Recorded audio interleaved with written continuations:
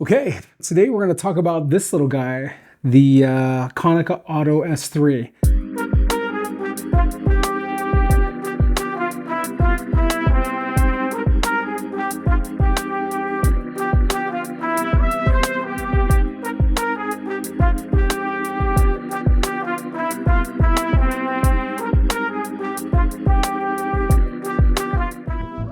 I absolutely love this camera. It is a 35mm rangefinder that has a 38mm 1.8 lens. You can pick these up for around 400 bucks on eBay or so. The lab's gonna have four of these for sale. And the reason I bought them is because I started shooting on this and I realized how incredible this camera is. Why is it incredible? So first, this lens. This lens is absolutely legendary. I was reading some reviews online. They compare the rendering of this lens to a Leica Summicron 35mm, which is like a, I don't know, $3,500 lens. And this is a $400 camera. It is a very simple setup. It's shutter priority. So you can't choose your f-stops. You choose the shutter speed anywhere from 500 down to 1/8 of a second. After 1/8 of a second, it goes to B. You set your ISO on the bottom, and here is your range of focus from there to there. It focuses up to 0.9 meters, so just under 3 feet, all the way to infinity. There's a timer on here. I haven't used that. Like, this is how you take photos. It's leaf shutter, which is nice, which means you can sync your flash at all shutter speeds. That also means you can hand hold at slower speeds than you're used to. Like, if you're used to 60th, you could definitely hand hold this 15th. Takes 35mm, like I think I just finished my roll. So when you're done, you push the button at the bottom, and then this bad boy opens, and then out comes my roll of BW 400 CN. There's the inside. So when you pull this across, if you get it in there right, you could pull probably 38, maybe if you're really skillful, 39 frames out of your roll of 36, which is awesome. I will address one thing. So it says on the bottom here, sorry, I'm old. It says use only Mallory PX675 or Everready EPX675 batteries. Those don't exist anymore. I think it's like a 1.3 volt. The ones that I got from Walmart that are the closest are 1.5. Now, what does that do? It actually throws the light meter off. So if I'm shooting 400 speed film, which I normally rate at 200, I actually set my ISO to 100 to compensate for that. So if you're shooting something you normally rate at 200, you put it at 100. If you're shooting something you normally rate at 100, you put it at 50, and then it will work. It's also exposure lock. So like, say I take a reading like this and I hold it down and then move it, it will stay.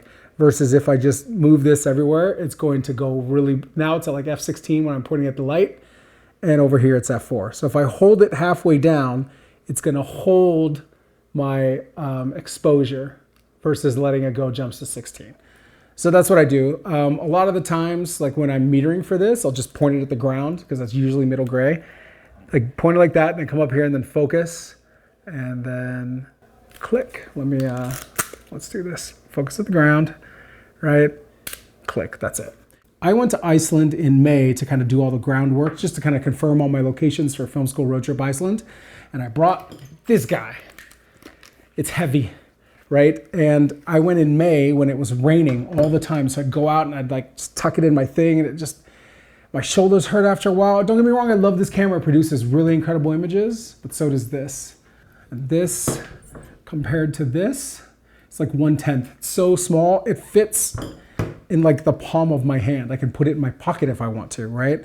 So it was really easy to kind of walk around. I love layering with this camera. So like someone's in the foreground, someone's back, someone's a little forward, or like, however, then you focus in the middle, focus in the background, focus in the foreground. It's really cool. So let me just show you some examples of this from this camera. And there were a handful of times where I either missed focus, like this image is soft. I still like it though. Like I don't know, when I print my 6-7 images that are soft, big, they look like mistakes, where this looks like a memory, right? It's a little out of focus. I mean, context. I shot this at around 12:30 in the morning in Iceland. So the sun has quote unquote set, and it's like this weird light hour that kind of looks like the hour before sunrise. But we were walking to these hot springs and it's out of focus, man. I don't know. I don't know if my tolerance for this camera is a lot higher for out of focus photos, but I shot a ton during like the hours of 12 a.m. and 1 a.m. They're a little out of focus, but they feel like memories. Maybe it's because it was like everyone's jet lagged. I just like how they look and how it renders. These are pretty much unedited because I had them scanned. So when it is sharp, if you look at that Hasselblad down in the corner, tack sharp. And then everything else is just this creamy bokeh, which I love. It's nice. It's 35. It's small. It's compact.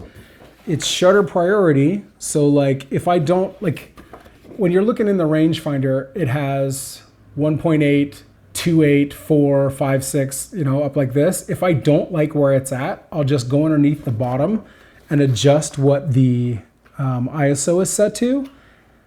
So like if it's saying, you know, F16 and I want like F8, I'm gonna go stop down 2 stops. So in other words, if it's rated at like 200, I'd go to 50, 100 to 50, and that allowed me to open up, right? Here's some direct sun at like probably F8, maybe F11. I just like the portability of it. I love how small it is, and also, let's be honest, I love the price point. I really haven't shot much color. I don't think I've shot any color through it. I acquired a handful of BW400CN, which is my favorite black and white film that was ever made that's been discontinued. And so I've been shooting that. Here's a tack sharp, probably F11 landscape. And also, I don't really shoot it obviously vertical, but I tried. It's a little tricky, I think, shooting vertical, because you have to like line up the rangefinder. That's really easy to see when it's horizontal, but obviously it still works. It's just, it's harder for me. I'm a lot faster doing horizontal. Taylor and Rachel. I just love how limited, like you're not like focusing like this. It's just this or this. Like it's super quick and very easy to do. Like the center rectangle is very bright. The line that shows you the kind of like the frame guides, it's this hard, stark yellow line. One of the hard things about rangefinders, like if you put your eye somewhere, like sometimes you start losing information. That is not the case with this. I don't know off the top of my head, but I think some of our bodies are going to be anywhere from $350 to $400. And when I say body, it's the whole kit. It's not interchangeable lenses. So you get one lens and one lens only, but it's small, it's compact. Let me get through stuff that's not ISO. Well, here we go. Again, tack sharp. Also tack sharp. It's a very fast camera, so for me it's very candid, which isn't what this camera is, you know? It's very slow to focus. Here is my throw. I'm still going. You see that? It's so much. It's a lot, where this one is quick, which I love. Self-portrait in a bathroom. Again, handheld, 1/8 of a second. It's not tack sharp, but it's still, I mean, I posted that on Instagram, so I don't know how. Here's a group shot of everybody. The first time I took this out, I went to a Death Cab for Cutie show with my kid. So I took it to a show because I knew I'd be able to get it in, right? They're not gonna question, is this a professional camera? It just looks like a little digital point and shoot, but it's film. And, you know, this crowd, there's maybe like, I don't know, 5,000 people at this show. I focused at infinity and held the camera above me and just took a photo. I was not looking through the viewfinder here. I love, look at the rendering on this. Like that, in my opinion, rivals that Summicron that everybody's talking about, that 35 millimeter or even the 50, you know? I was shooting pretty much wide open on these at this show. It's just, I love the layering when someone's in the foreground like that. Pros about this camera, it's small, it's lightweight, it's affordable, and the rendering is incredible. The cons are that it is shutter priority, so you can't choose an f-stop.